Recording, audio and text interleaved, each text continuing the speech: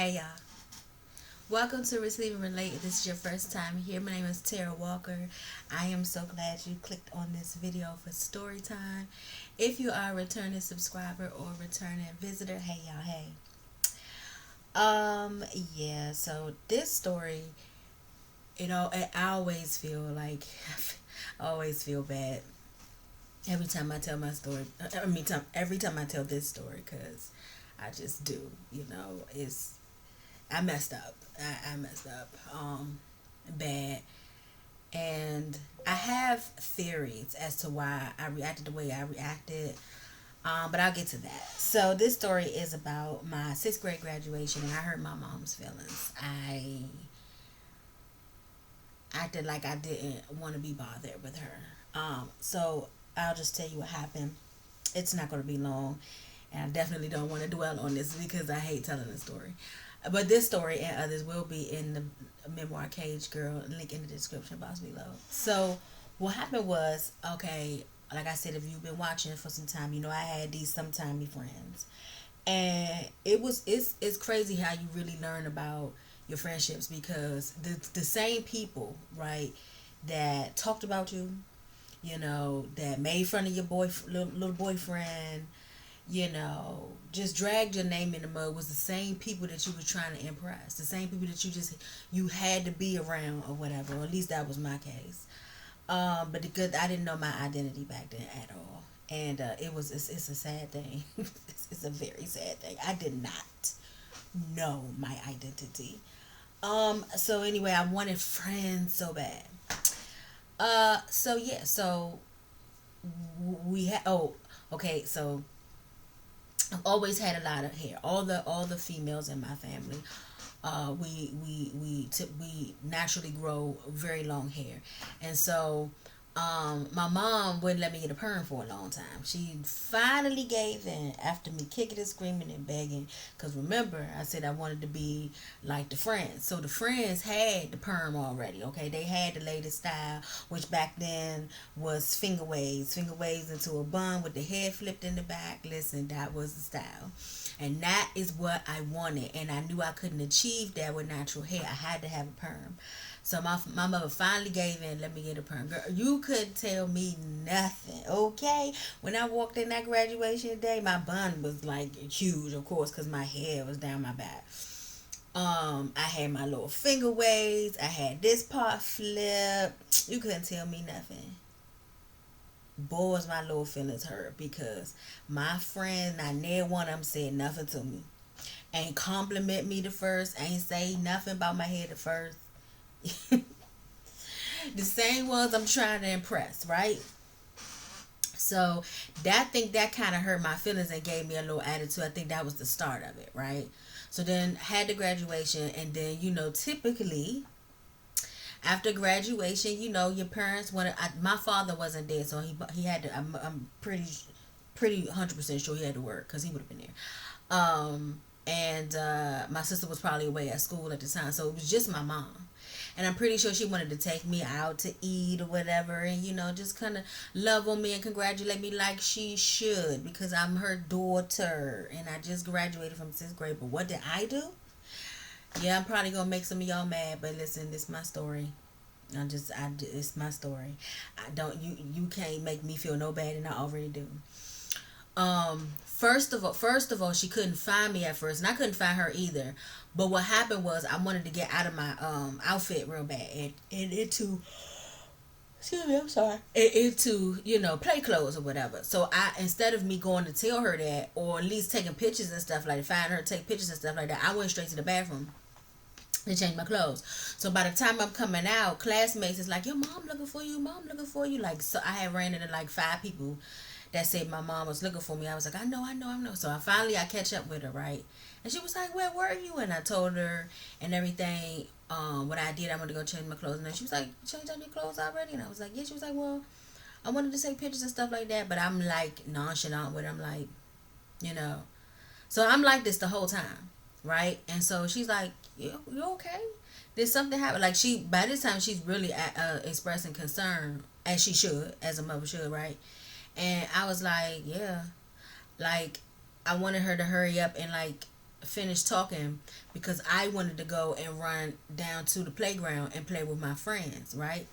Now, typically, everybody should, most people, you know, like I said, they taking their kids out or whatever.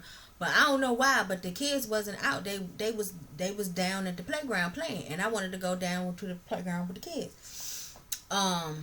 And so she finally figured out that because I kept turning around and like acting like, you know, I couldn't be bothered with her. She was just like, okay, well, I'll see you at home later, Tara. And I don't even remember how I got home. I don't know if a friend's parent took me home or whatever. I'm pretty sure. Because when I got home, my sister and my mother was there. So somebody's parent probably took me home. But, boy, when I got home, my sister let me have it. And rightfully so. This time she was in the right. She hollered at me from the top of her lungs. She was like, how dare you treat mom like that? You act like she ain't even exist. She said you act like you ain't want to be bothered. You ain't want her there. Da, da, da, da. And she went on me. And she rightfully so. Right? She rightfully so. Now, here is a couple of my theories after, you know, going back over this story many times as an adult or whatever. And that's feeling bad about it. And still to this day, I do. I think one of the first things was, like I said, and it's really no excuse, but I just want to give clarity on even myself and to understand myself. So back then, remember I said I'm trying to find my identity, and I'm now being verbally abused domestically by my dad, who used to be the apple of my eye. My mom would take up for me when she heard him, but most of the time she didn't hear him. Most of the time he did it behind her back. But I was in a place where I felt, even though she didn't hear him all the time, I was still at a place where I felt like she didn't have my back like I wanted her to, right? That's a theory. The next theory was the whole thing. I ain't getting no compliments from my friends about my hair. You know what I'm saying? So I was in my feelings. And then I think those were two. Those was it. That was it. I think that was it. And then like I said, I'm just trying to find my identity, and I just wanted so bad to be liked by friends. You know, I didn't have time for my mother at that time. And so yeah, you don't have to make me feel bad because I already do. But God has forgiven me. Thank you, Lord. He's forgiven me for it, and He understands me better than anybody, just like He understands you better than anybody. I didn't make the right decision with her. And if I could turn back time, I would have everything. As soon as I walked off the stage or whatever, is how we got our certificate, ran in my mother's arms and spent the rest of her day, the day with her. And especially how I know friends, how I know them now. Okay, I definitely wish I could, but I can't. And so I think my mom had this resentment towards me for a while, because something happened later on in my 8th grade graduation, but I have to tell you that in another story. So yeah, like I said, my sister let me have it, and then she said, "Now go apologize to mom now." And my sister's older than me. We're 13 years apart. So by this time, of course, I had tears, coming down my cheeks. And she was going. She was like, "Oh, now you want to cry? Don't cry now." You know, she was going in or whatever. So I went into my mom's room and I knocked on the door, and she ain't even really say come in. She did not. She was through with me. Okay, she ain't want nothing to do with me, and rightfully so. I get it. So I came in there, and then I was like, "Mom, I'm sorry." Whatever. She was like, "I don't want to hear. You're only saying you sorry because Tammy yelled at you." Ooh, sorry, I said my sister's name. You're only saying sorry because she yelled at you. You ain't really mean it or whatever, And then that made me feel more bad or whatever, because I really did feel sorry though. I really, at that point, I did. It wasn't about being yelled at. I really did. I realized back then I messed up. I messed up. And I also was trying to understand myself. I didn't understand the ways of my brain back then. I didn't understand what I was seeing spiritually. I was seeing spiritually stuff. I just didn't understand myself. Like I said, I was being molested. I just didn't understand me. And so I didn't even have an explanation as, you know what I'm saying? Like, I think my sister asked me like why I did it. I ain't know. And for years I didn't know. And like I said, I'm throwing out theories to y'all now as a grown adult, but I just did not. I didn't understand myself. I didn't know why I did it. I did not have an explanation. All I knew was it hurt me to know that she was hurt, because she was like laying up in her bed with the covers on and watching TV, like she wasn't even looking over at me.